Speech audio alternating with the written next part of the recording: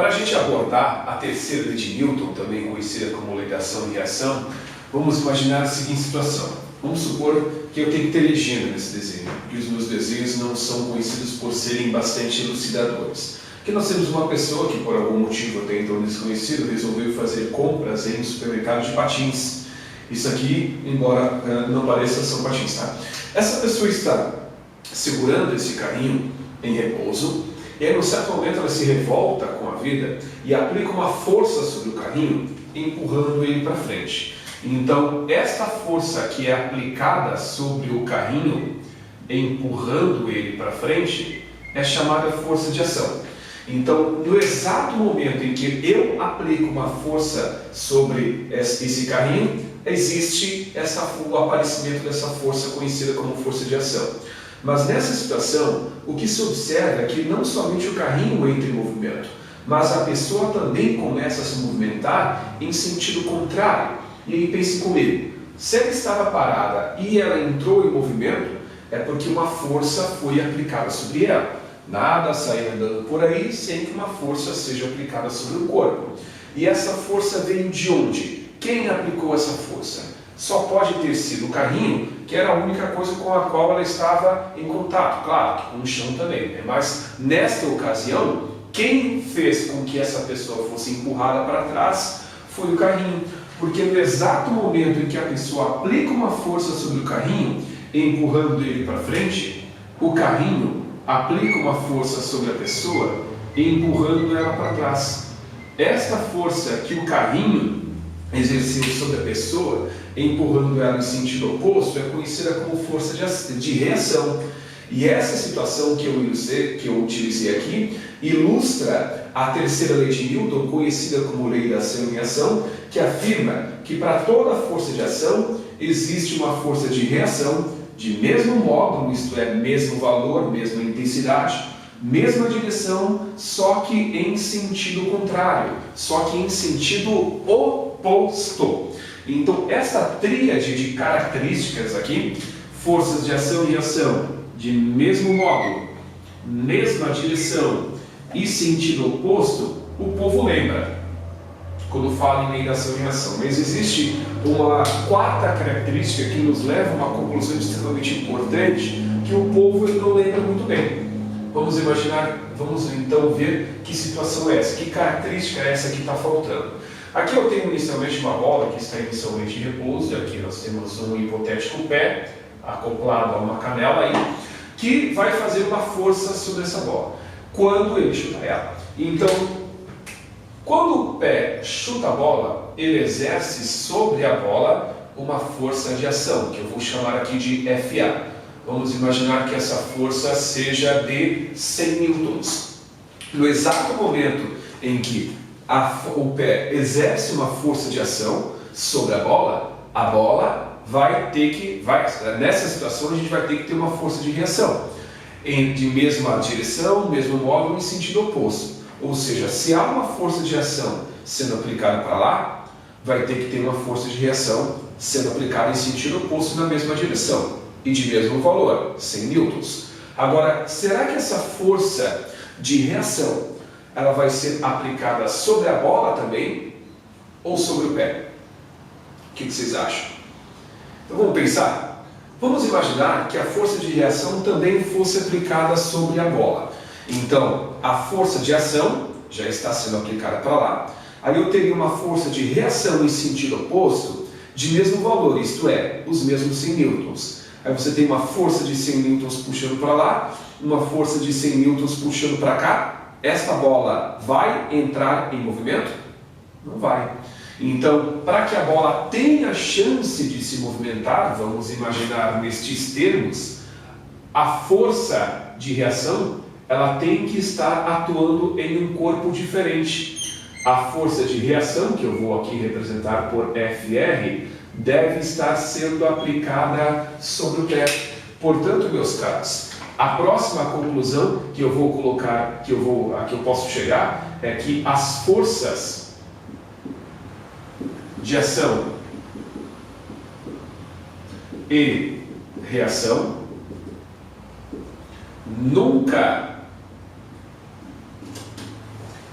atuam no mesmo corpo. Se as forças de ação e reação nunca atuam no mesmo corpo, eu posso chegar a uma conclusão que eu vou colocar aqui em cima. Aqui embaixo eu vou precisar de um espacinho para a gente abordar o estudo da força normal. Se as forças de ação e reação nunca atuam no mesmo corpo, as forças de ação e reação, as forças de ação e de reação nunca se anulam, nunca se cancelam, nunca se equilibram. Esta é a quarta característica das forças de ação e reação. E esta quarta característica nos leva a esta outra conclusão aqui. Então esta é aquela quarta característica que eu falei que o povo tende a esquecer. Forças de ação e reação nunca atuam no mesmo corpo, sempre atuam em corpos diferentes. Isto é extremamente importante que vocês saibam, ok? Muito bem, naturalmente eu poderia listar, embora seja um tanto quanto óbvio, a força de reação ela tem que surgir no mesmo instante que a força de ação. Porque se surgisse a reação depois da ação, no exato momento que essa pessoa aplica uma força sobre o carrinho vai para frente. Se a reação se manifestasse depois, o cara ia empurrar o carrinho para frente, aí só depois de um certo tempo ele ia se movimentar para trás, o que obviamente não acontece. A mesma coisa acontece no barco a remo. O cara puxa o remo para trás, aí depois de um certo tempo aqui o barco começa a se movimentar para frente, o que não acontece, porque no exato momento que surge a ação, a reação também aparece, ok? Como eu mencionei, nós vamos trabalhar agora com duas forças que são forças de reação, e a partir desse momento, na verdade, isso já deveria ter começado a ser feito quando estudamos a primeira força, que era chamada força-peso. Vocês deverão ser capazes de saber responder a duas perguntas. Determinado tipo de força existe na situação que eu estou analisando? Se existe, para onde é que a força puxa? Então, força-peso, lá no determinado exercício que você está resolvendo, ela está aparecendo um problema? Quando que tem força-peso? Quando o corpo tem massa. Para onde a força-peso puxa? Por onde que a gente vai representar por vetor a força-peso? Verticalmente para baixo. Quando que tem força normal? Se tem a força normal, para onde é que ela atua? É isso que a gente vai discutir a partir desse momento. Então vamos imaginar que aqui eu tenho uma mesa, e aí eu tenho uma pedra que foi colocada sobre essa mesa. Essa pedra, por ter um peso considerável, vai fazer uma força sobre essa mesa, verticalmente para baixo. Essa força que a pedra faz sobre a mesa, há uma força de ação.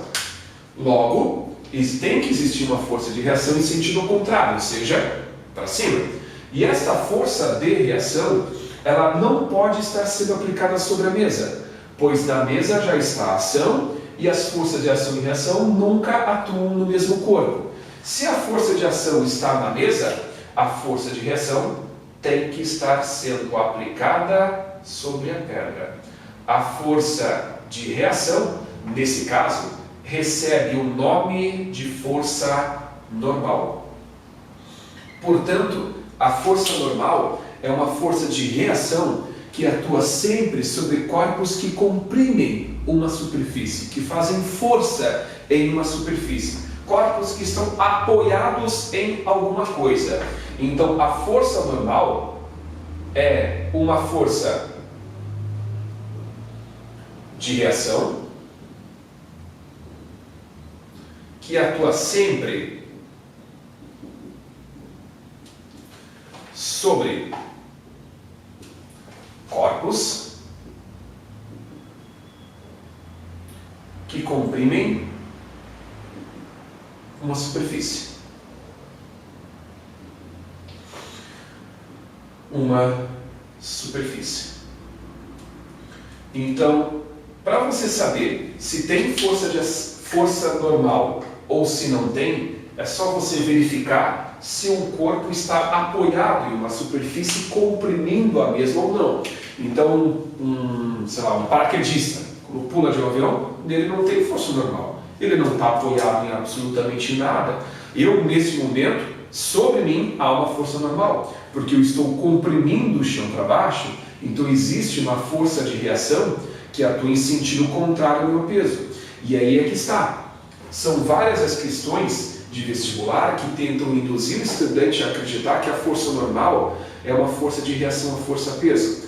Para eu dizer que a força normal é uma força de reação à força-peso, ela tem que atuar sempre em sentido contrário à força-peso, e não é sempre que atua. Quando a gente vai ver como estudarmos plano inclinado, que a força-peso não vai atuar em sentido contrário à força normal. Logo, eu posso concluir que a normal não é reação à força-peso. Vamos colocar aqui ao peso de um corpo. Isto é importante. Tá, se a força normal não é igual não é a força de reação à força-peso, a força da gravidade, qual que é a força de reação? Bom, vamos pensar então. A força-peso é o quê? É a força da gravidade com que a Terra me puxa para baixo. A força de reação é a força com que eu puxo a Terra para cima. Então, da mesma forma que a Terra me puxa para baixo, em direção ao seu centro, esse é o peso, a força de reação é a força com que eu puxo a Terra em sentido oposto, ou seja, para cima. Então, fiquem atentos, porque nem sempre a força normal ela vai atuar para cima, tá? Se eu pegar e comprimir o teto dessa sala para cima, a força normal vai estar apontando para a direita. Se eu empurrar a parede dessa sala, o que eu disse, meu Deus? Se eu empurrar o teto desta sala para cima, a força normal vai atuar em sentido contrário a essa compressão, ou seja, para baixo. Se eu comprimir a parede dessa sala para a direita, a força normal vai atuar em sentido contrário, para a esquerda. Então, como que eu sei responder essas duas perguntas? Primeiro, como é que eu sei se tem força normal? Se um corpo estiver apoiado comprimindo uma superfície. Se eu sei que tem força normal, para onde ela atua? Em sentido contrário à compressão feita. É só você ver para onde que o corpo pressiona a superfície. É para frente. Então a força normal atua em sentido contrário, ou seja, para trás. A segunda força de reação que a gente vai estudar aqui, segunda força de reação que a gente vai estudar, é a chamada força-tração. Então, vamos a ela. Força-tração.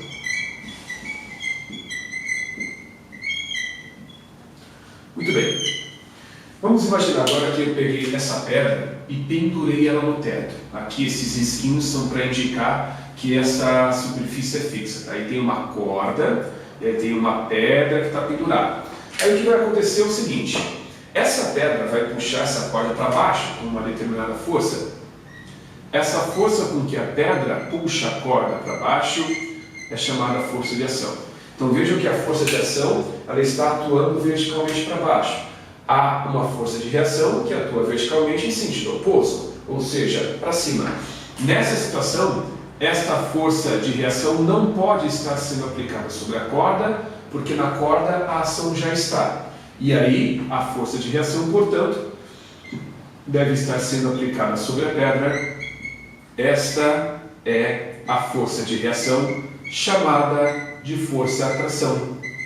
A força-atração, portanto, é uma força de reação que atua sempre sobre o corpo que mantém uma corda ou um cabo, um fio tensionado. Então, a força-atração é uma força de reação que atua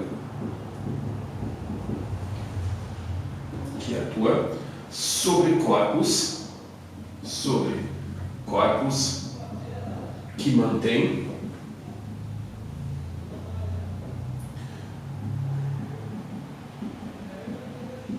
uma corda,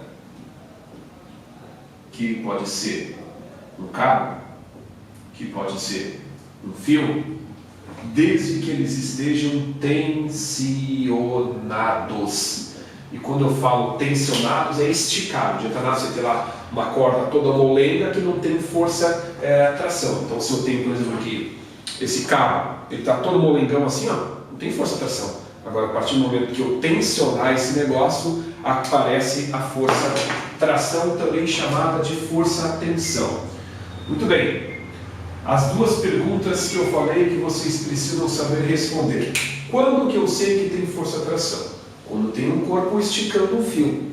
Se tem força tração, para onde é que ela atua? Em sentido oposto ao esticamento imposto a este fio. Isto é, se eu estico este fio para baixo, a força tração atua em sentido oposto, para cima. Se eu pego lá, amarro uma corda numa pedra e eu levanto ela, então o que acontece? Nessa situação, a força tração, que atua sobre essa pedra, vai estar apontando para cima, pois a corda puxa o corpo para cima. Temos interesse na no estudo da força de tração, de determinar para onde a corda puxa o corpo. É esta a direção e sentido da força de tração. Depois que a gente começar a trabalhar com as aplicações das leis de Newton, aí a gente vai ver de forma mais efetiva, um pouco mais clara, de que forma a gente pode identificar a direção e sentido tanto da força de tração como da força normal. Eu posso colocar um exemplo preliminar para vocês aqui, que é o seguinte. Vamos imaginar que aqui eu tenha uma visão lateral de uma rua que está inclinada, aqui em cima tem uma parede. E por algum motivo há um carro preso a essa parede por uma corda. Tá?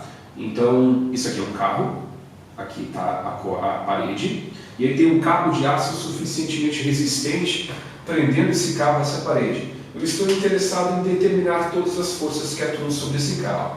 Até agora, nós temos 3 tipos de força. Força peso, normal e tração. Então, vamos primeiro. Tem força peso? Lógico, esse carro tem massa. Para onde é que puxa? Segundo os meus ensinamentos, verticalmente para baixo. Então, eu vou representar a força peso por uma flechinha, chamada de vetor, para baixo. Segundo, tem força normal? Só se esse carro estiver apoiado em alguma coisa. E, obviamente, ele está. Ele comprime o chão dessa ladeira aqui. Só que ele empurra esta ladeira não verticalmente para baixo, e sim de forma inclinada, para lá. Então a força normal atua em sentido contrário, ou seja, para cá. A normal, ela não atua em sentido contrário à força-peso, porque este carro não está empurrando a superfície para baixo verticalmente, e sim de forma inclinada. Então a normal atua em sentido contrário. Vejam que a normal não atua na mesma direção que a força-peso. Isso corrobora aquilo que eu havia dito inicialmente, de que a normal não é uma força de reação à força-peso. Terceira força que a gente vai analisar, tem força-tração? Tem, porque esse carro está preso neste cabo. Então a tração é a força com que o cabo puxa o carro. O cabo puxa o carro para cá. Então, eis a direção e o sentido da força-tração que aqui atua. Ok? Pois bem, meus caros, por hora é só. Na próxima videoaula a gente vai discutir um pouquinho sobre a força elástica e partir para as aplicações das leis de Newton.